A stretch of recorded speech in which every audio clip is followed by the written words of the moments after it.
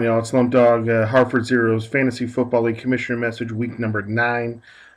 Just remember, y'all, this week is the trading deadline. No trades after this upcoming Sunday. That's week 10. Let's go ahead and jump into these games and let's see what happened in the previous week here. So, in the first game in week 9, we had.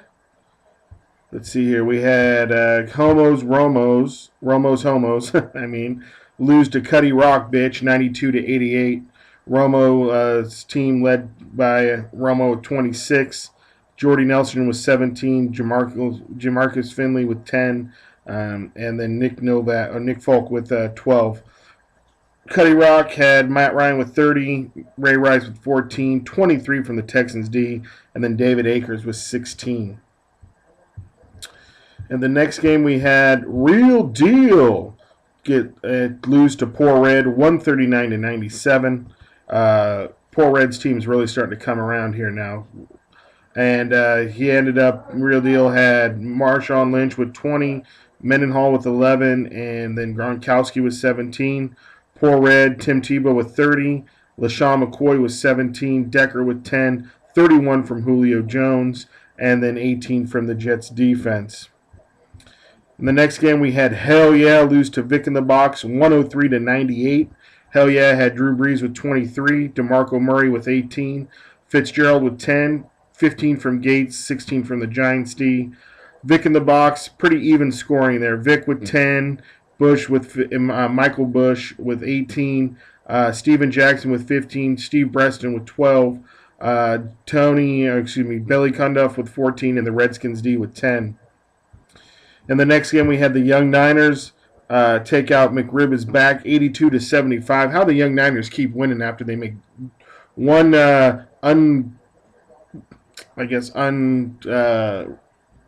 provoked, or not provoked, but just not a very smart trader. Let's just say that. So he trades Darren Sproles and Brandon Marshall to 40 Winers for pretty much a bunch of garbage. Ends up dropping Jabbar Gaffney, which was in the trade. Why he trades for a receiver and then drops him is beyond anyone's comprehension. But he did win, so his team keeps winning there. So he had Brady with 20, Gore with 11, Brandon Jacobs with 15, and 11 from the Ravens D.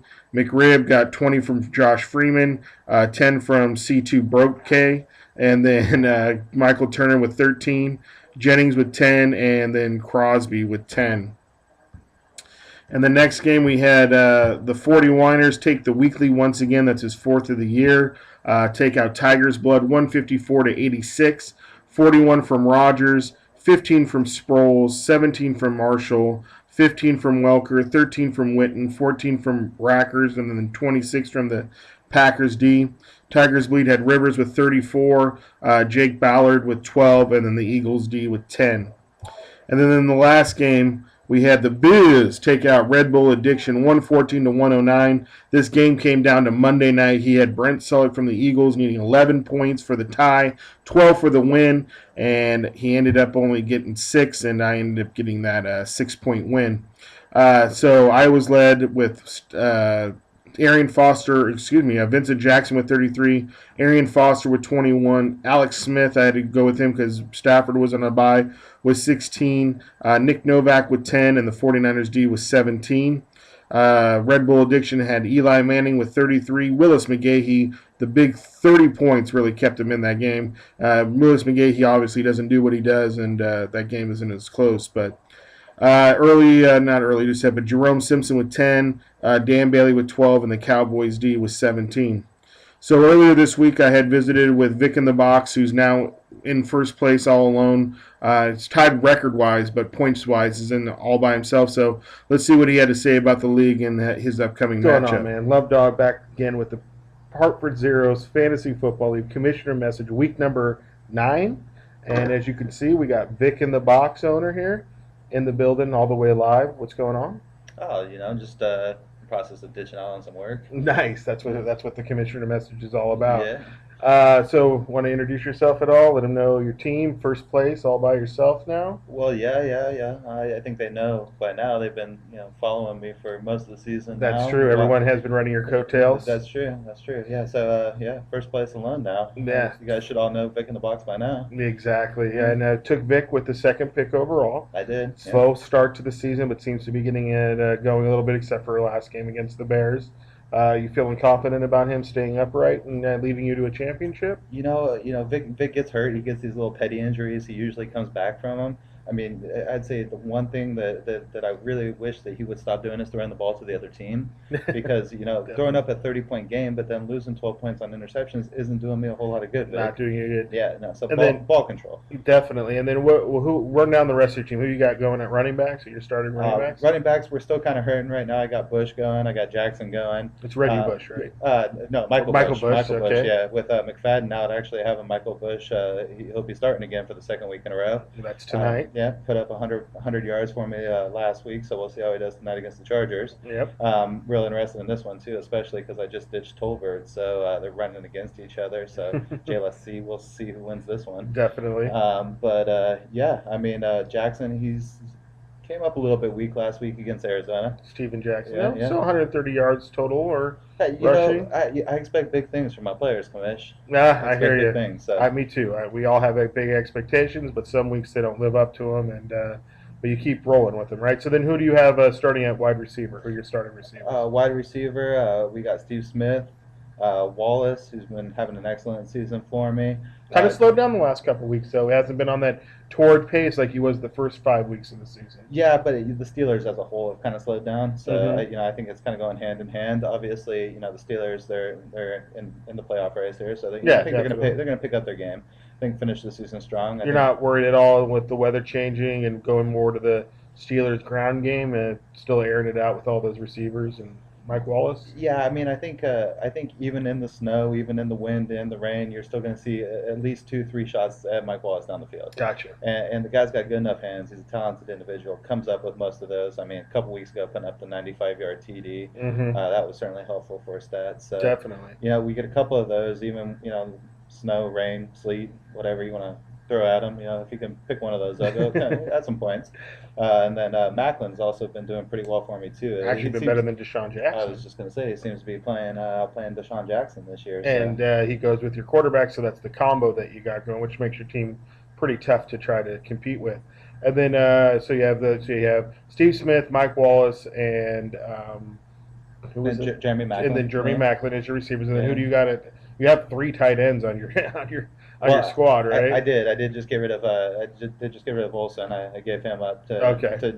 Jason, so he'd have the handcuff there. Cuddy Rock. Yeah, he was offering me the Steelers D, and I really wanted to bolster up my D going into the playoffs because let's face it, the Redskins haven't looked too good over the past 3 weeks after a strong start. So yeah, got that defense that I was looking for. So who's your starting tight end now? Uh, Getting rid of Olsen. I'm still alternating between Gonzalez and Hernandez. I Okay. mean, both seem to have pretty good weeks, week to week. It's just Playing kinda, the matchups. Yeah, exactly. I based it up on the Gotcha. matchup. And then now you got the Steelers D. So you pretty much bolstered your lineup with this week's trade. Your first trade of the season, right?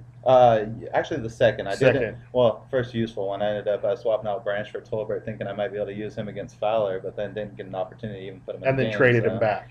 Well, hey, you know how Jason rolls. He likes trading back for his own Yes, players. he so- does. And he was Can't in a, make up his mind. well, he was in a position too where all his running backs keep getting hurt. He had got the same sickness I got this year, so he needed someone who was going to go. And I was in the fortunate position of having Michael Bush step up into a number one with McFadden out. So it seemed like a good deal and something that I could actually utilize to pick up a strong Definitely. defense. And then how do you feel you see yourself coming up?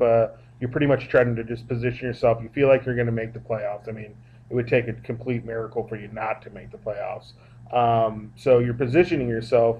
Are you looking to, with the trading deadline being this Sunday, any other moves you're looking at to try to bolster that lineup for the stretch run? No, I think I'm pretty solid at this point. Obviously, when I traded with Jay, I ended up picking up Hillis too.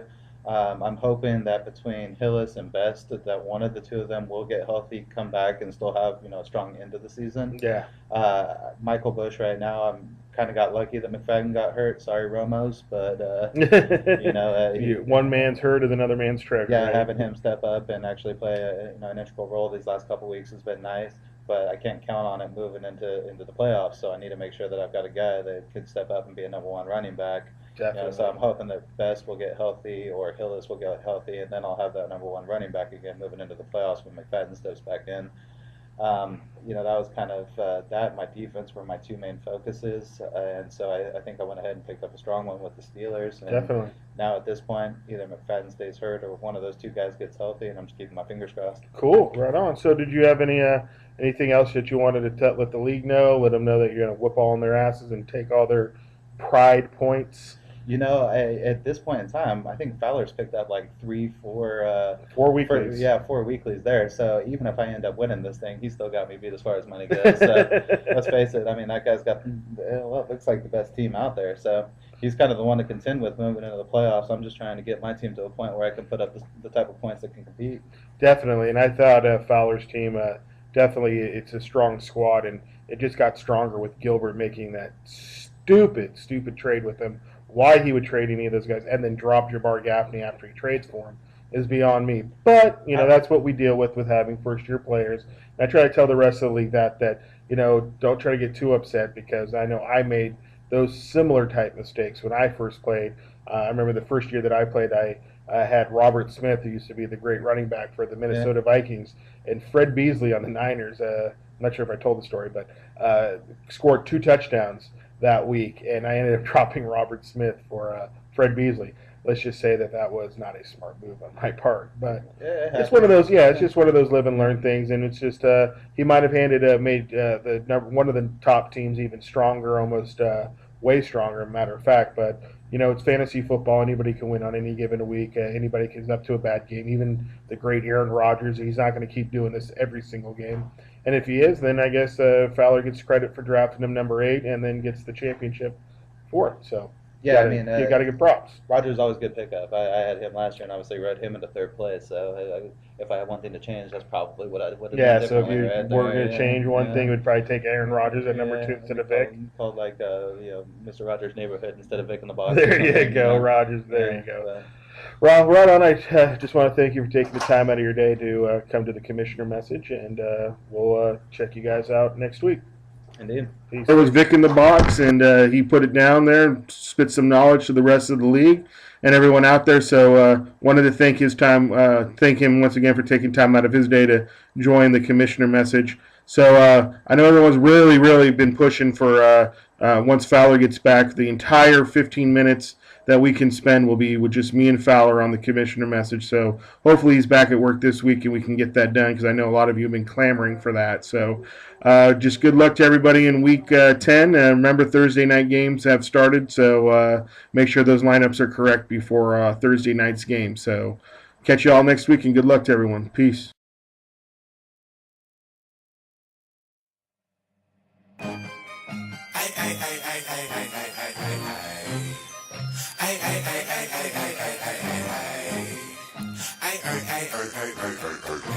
Hey,